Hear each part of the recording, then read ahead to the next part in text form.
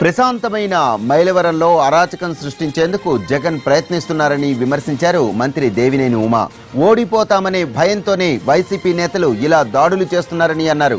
పోలీసులు అధికారులు సూచించిన మార్గంలోనే కాకుండా కావాలనే మరో మార్గంలో జగన్ వచ్చారని అన్నారు. సిఐఎస్ఎఫ్ జవాన్లపై వైసీపీ కార్యకర్తల దాడి అమానుషమని, ఈ ఘటనకు జగనే బాధ్యత వహించాలని అన్నారు. ఓడిపోతామనే భయంతో జగన్మోహన్ రెడ్డి గారు స్వయంగా రంగంలో దిగి నిన్న రచ్చగొట్టే ప్రకటనలో ప్రసంగాలు చేయటమే కాకుండా పోలీసుల మీద సిఎస్ఎఫ్ మీద దాడి చేసే విధంగా కార్యకర్తల్ని నాయకుల్ని ప్రోత్సహించి తను సభావేదిక దిగ్గానే అక్కడి నుంచి ఈ రభసంతా కూడా ప్రారంభమైంది. దీనికి ఆరంభం కూడా కావాలని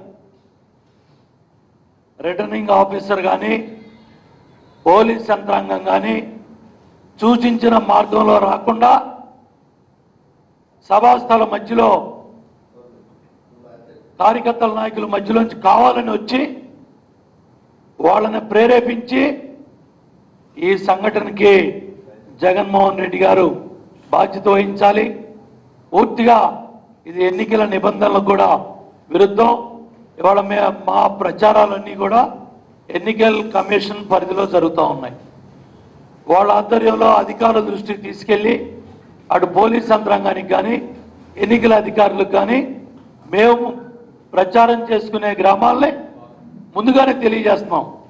చాలా స్పష్టంగా ఏ గ్రామానికి వెళ్తున్నాం, ఏ ప్రాంతానికి వెళ్తున్నాం, ఏ సమయం నుంచి ఏ సమయం దాకా ఉంటున్నాం అనేది కంప్లీట్గా పోలీస్ అధికారులకి ముందే తెలియజేస్తున్నాం.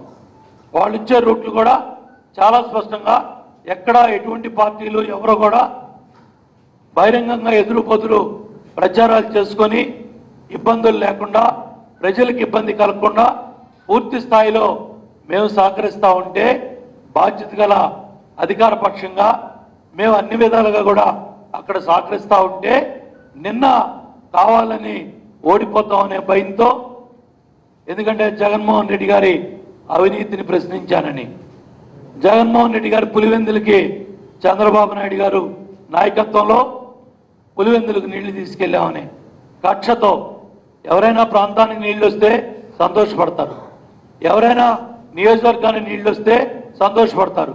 కానీ ఇక్కడ జగన్మోహన్ రెడ్డి గారు పులివెందులకు నీళ్లు వచ్చాయనే కక్షతో నిన్న మైలవరం వచ్చి తారక రామ ఎత్తిపోతల పథకం గురించి మాట్లాడుతున్నాడు. దుర్మార్గంగా ఆరోపణలు చేసి ఇవాళ చంద్రబాబు నాయుడు గారిని దేవినేని ఉమాని తిట్టడానికి మైలవరం వచ్చి ప్రజలు లేరనే అసహనంతో, ప్రజలు సభకు రాలేదనే కోపంతో అసహనంతో మీడియా మీద దాడి, ఇది ప్రజలపై దాడి. మైలవరంలో ప్రశాంతమైన మైలవరంలో నిన్న అరాచక శక్తులు ప్రశాంతమైన మైలవరంలో